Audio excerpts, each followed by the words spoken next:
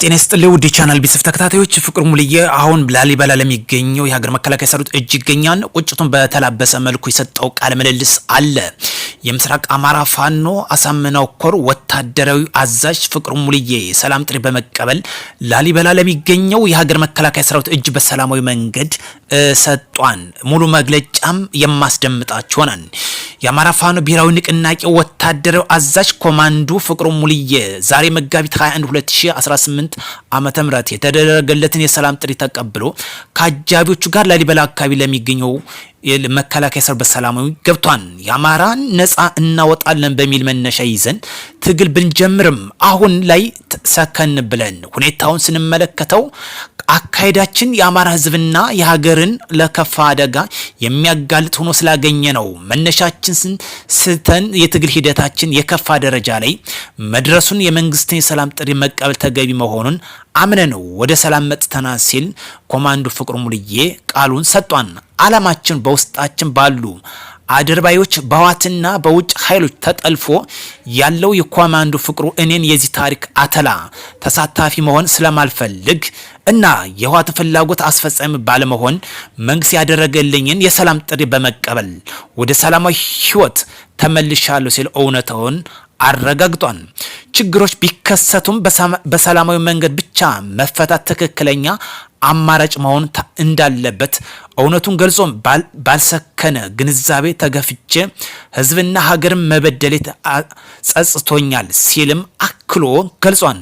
ከእንግዲህ ካለፈው ስህተት ተምሬ ሀገሬና ህዝቤን ለመካስ ዝግጁ በመሆን ወደ ሰላማዊ ትግሉ ተቀላቅያለሁ ያለው ኮማንዶ ፍቅር ሙልዬ በጫካ የሚገኘው አባላት የመንግስትን የሰላም ጥሪ ተቀብለው ወደ ሰላም ህይወታቸው እንዲመለሱ ጥሪውን አቅርቧል።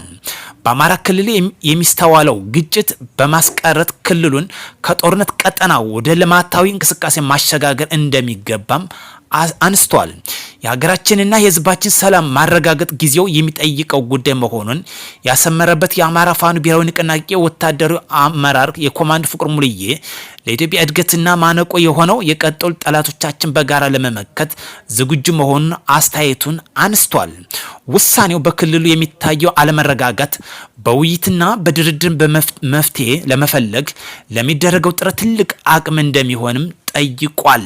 ውድ ቻናል ቢስፍ ተከታታዮች ቃለ ምልልስ ከሰጠው ፍቅር ሙልዬ ላሊበላ ለሚገኘው የሀገር መከላከያ ሰራዊት እጁን ከሰጠ በኋላ ያደረገው ቃለ ምልልስ ነው።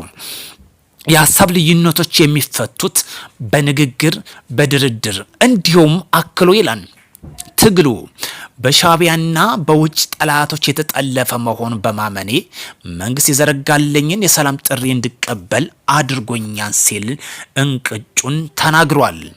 ጉዳዩ የተጠለፈው እንግዲህ በነዋትና በሻቢያ ጉዳይ መሆኑ ግልጹን ስለተናገረ በርካቶች እስካሁን ድረስ ውሸት ነው ይላሉ።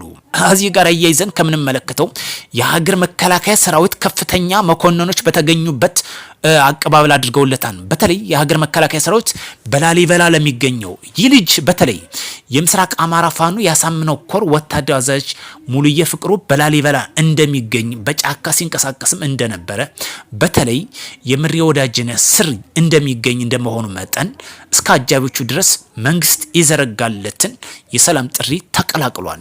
ሰላም ስለመረጠ አይድነቃችሁ፣ በጫካ ያላችሁም ከዚህ ትምህርት ውሰዱ። ጦርነት ይብቃ፣ የማንሰማበት የጦርነት ድምጽ የማንሰማበት ሰላም የሰፈነበት ክልልና ሀገር እንፍጠር። በቃ ይሄን የሚያስፈልገው ዛሬ እንግዲህ በርካቶች እስካሁን ድረስ ያላመኑ አሉ። ስለ ፍቅር ሙልዬ አሁን በጥላቻ መልኩ ደግሞ ሌላ እየፖሰቱ የሚገኙም አሉ። በጣም ከሚገርመው ይህ ልጅ ሁለት ስራ ሰርቷል። ለሀገር መከላከያ ሰራዊት ዋጋ ከፍሏን፣ ለሀገር መከላከያ ሰራዊት ደሙን አፍሷን፣ አጥምቱን ከስክሷን፣ በቁስለኛ መልኩም እንደነበረም ይታወሳል። በሁለተኛ ደረጃ ደግሞ በጽንፈኛው ቡድን ሳውቅም በማወቅም መልኩ ተቀላቅሎ ሲታገል እንደነበር ይታወሳል። በለጠ ሸጋው በሚባልም መልኩ ቁስለኛ እንደነበርም ይታወሳል ነው። ሁለት ጉዳቶችን ያስተናገደ ነው።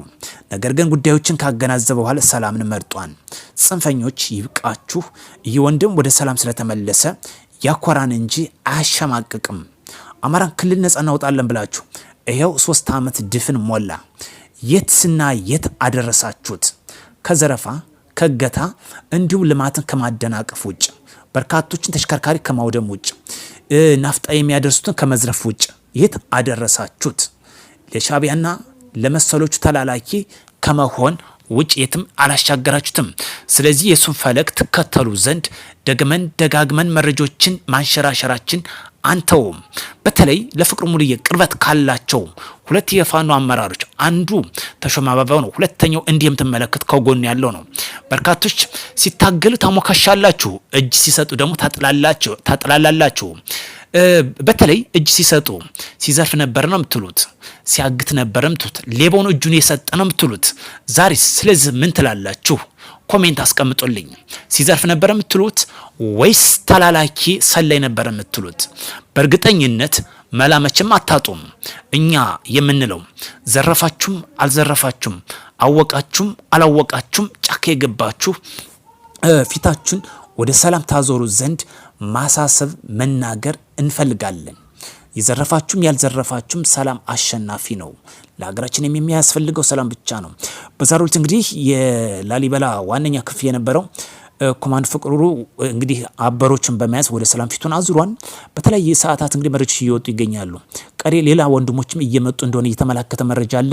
እሱን ለጊዜው እንተወውና እንደዚህ ይፋ ሲሆን ተከታትለን የምናስደምጣችሁ ነው የሚሆነው። በእርግጠኝነት አሁንም በእርግጠኛ ሆኜ የምናገረው በርካታ ታጣቂዎች የዚህ ፈለግ እንደሚከተሉ ምንም ጥርጥር የለውም።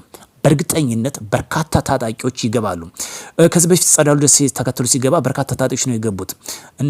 አሁንም በዚሁ ቀጠና በርካታ ታጣቂዎች እንደሚገቡ ይጠበቃል። በሌላ መረጃ እስክንገናኝ መልካም ምሽት እንዲሆንላችሁ ኮዲው ተመኘው።